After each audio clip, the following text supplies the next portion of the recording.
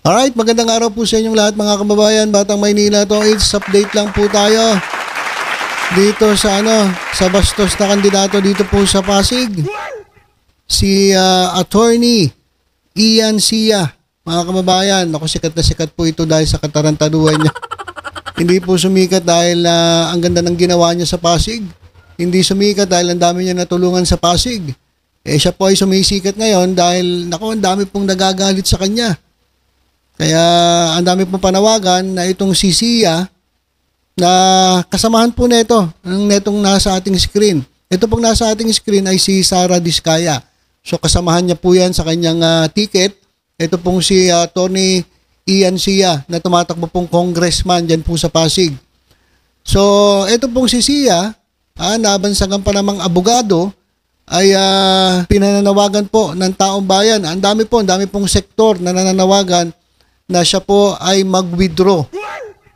Mag-withdraw po dyan sa kanyang pagtakbo kasi sirang-sira na siya eh. Kung meron siyang natitira pang hiya sa sarili niya, pinakamagandang mag-withdraw na lang siya, umatras na lang siya.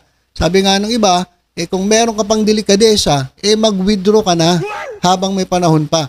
Kasi habang tumatagal, talagang laman siya lagi ng social media at hindi po natutuwa ang ating mga kapwa mga Pilipino, ang taong bayan. Sirang-sirahan na po siya. Ewan ko ba't ang kapal na mukha na talaga nagpapakita pa sa kanilang mga sa kanilang mga rallies na nakakasira dun sa kanilang grupo. Kaya itong grupo nila medyo umaalma na rin at nadadamay po yung kanilang mga kasamahan. Kaya itong si Pasig City Mayoral Candidate Sara Diskaya ay nag-announce po na itong Team Kaya ay nag-decide na po na isuspend si Attorney Ian Sia. Isususpend din nila mga kababayan. Problema, 3 days lang. Anong klase yun? Isususpend mo dahil sa kabastusan. Tapos yung grupo ninyo nadadamay, isususpend mo 3 days lang. Ano yan? Parang guidance lang sa guidance, ang aaral sa high school, elementary, na kapag nakagawa ng kasalanan, suspend ka lang ng 3 days, papatawag yung magulang, tapos 3 days lang ang penalty.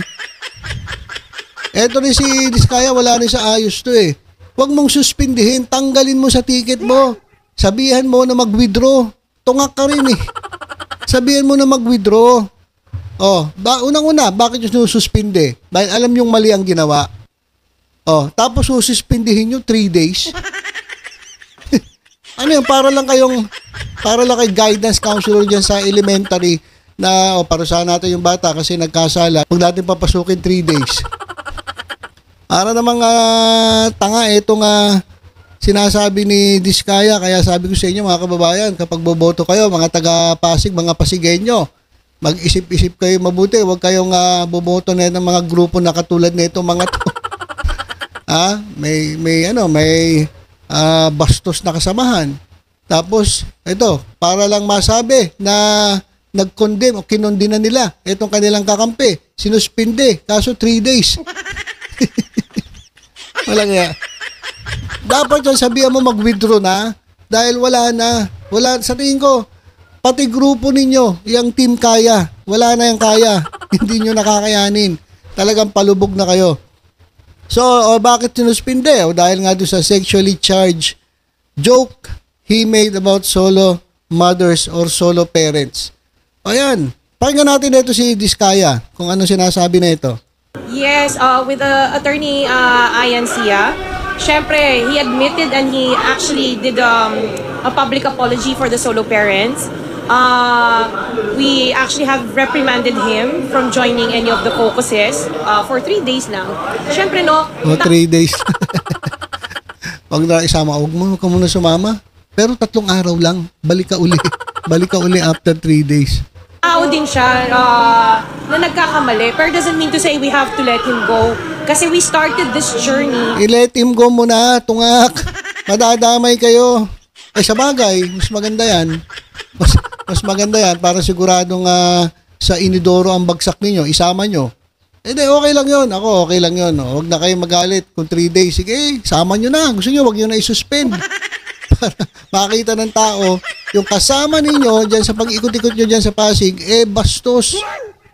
Di damay-damay kayo. Maganda. Okay yan, okay pala yan, okay yan. Dapat nga, hindi nyo pala sinuspindi. Sinama nyo na mag-ikot-ikot dyan para pare-parehas kayong sa kangkungan ng bagsak. Together. And we will end this journey together. Talaga. At tapos na ang inyong journey together. Sigurado na wala nang kahinat na yung journey ninyo together. Sama-sama kayo na matatalo together. Ayan yan. Tao na perfecto, di ba? Everyone makes mistakes, di ba? So, Nako, pinagtanggol mo pa. Pinagtanggol mo pa. Lahat na. Magpa-survey ka.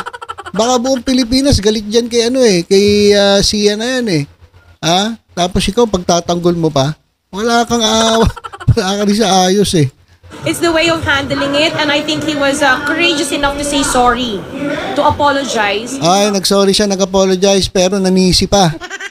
Hindi sincere ang kanyang panghingi ng sorry. The longest din to And make amends with the solo parents. Kasi alam ko, talaga may finocus siyang program Wala na. specifically catered to solo parents. Wala nang naniniwala sa inyo. Solo parents, sinasabi yung programa. Wala talaga. Talagang kasama ka na diskaya sa sa lulubog kasama niyang kasamahan ninyong bastos. At eto mga kababayan, hindi lang siya pinapa-withdraw. Etong attorney Bastos. Anong ginagawa sa kanya? Gusto pa siyang ipadisbar. Gusto pa siyang ipadisbar mga kababayan. Pakinggan natin. Pakinggan natin ito mga kababayan Pasig City, mga kabrigada, na medyo nabash dahil nga ho dun sa kanyang single mom joke. Kasi naman ang tindi ng ilusyon niya, Brigada Gabs. Di ba? Grabe naman yun. Sabi niya dito, partner, hawak lang na maigi sa mga panty, baka malaglag.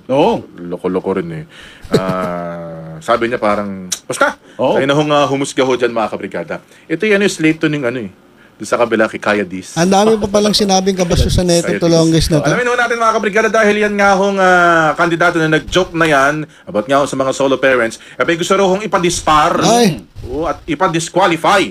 Alamin ho natin yan kay Brigada Haji Kaaminyo, i-brigada mo. Brigada Live Report.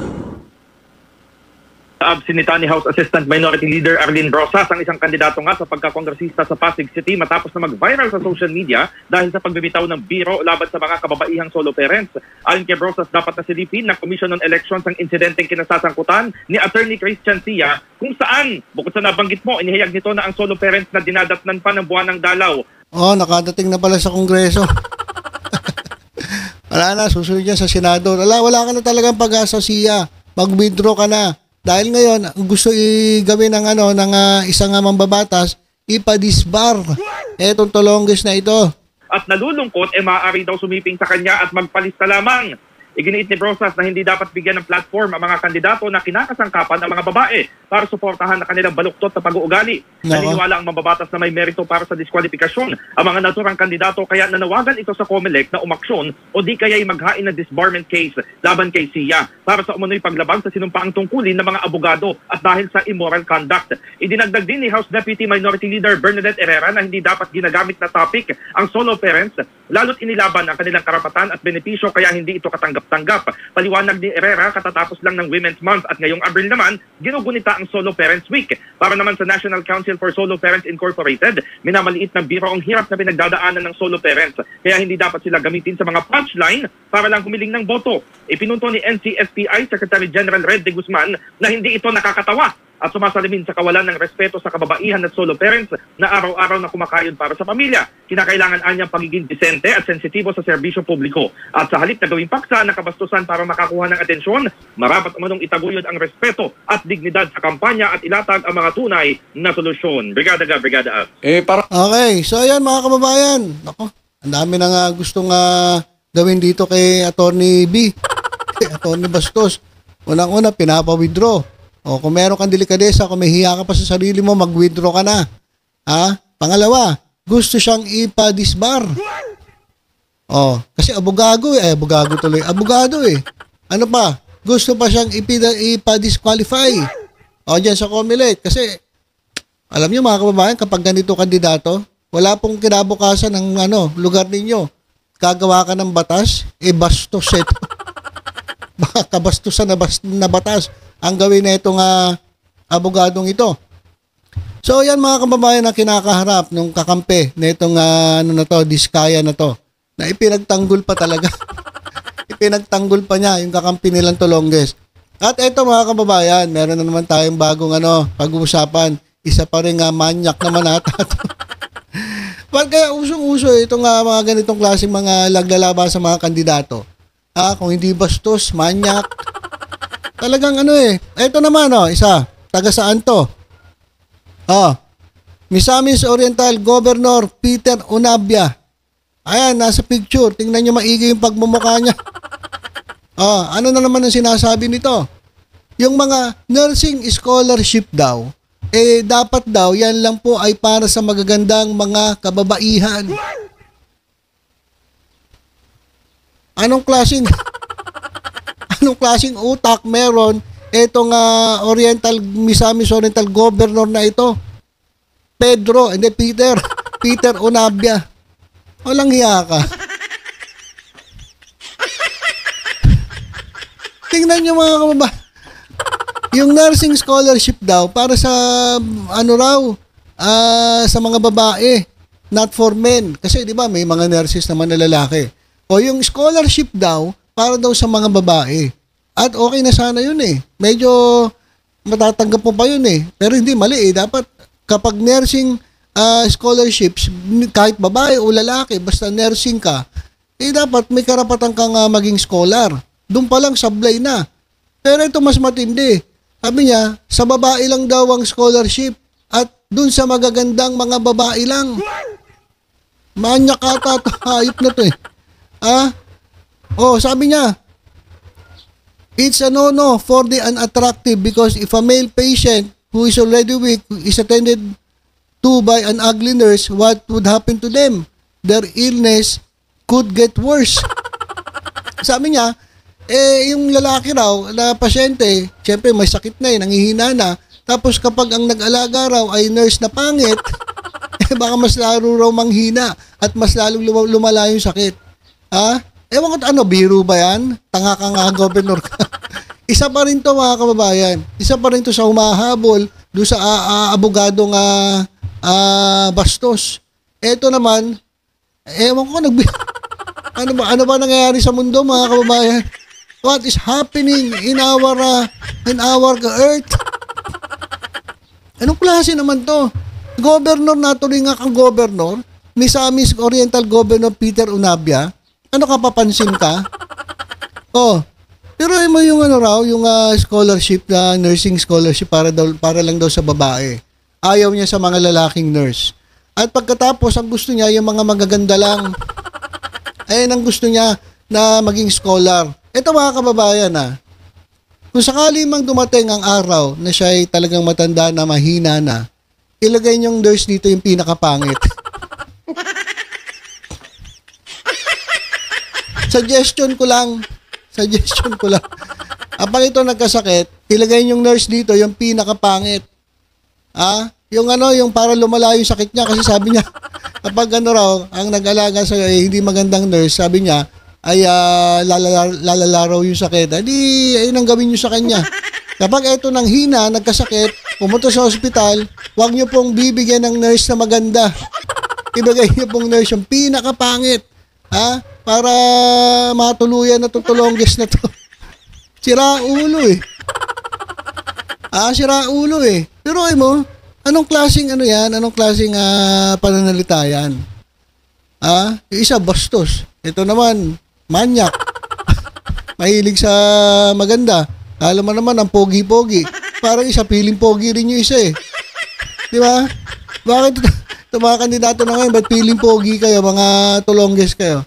So yan mga kababayan, ano ba nangyari sa bansa natin? Bakit naglalabasan ito mga bastos, itong mga manyak na mga kandidato na ito, panibago na namang issue to. Ibang klase to.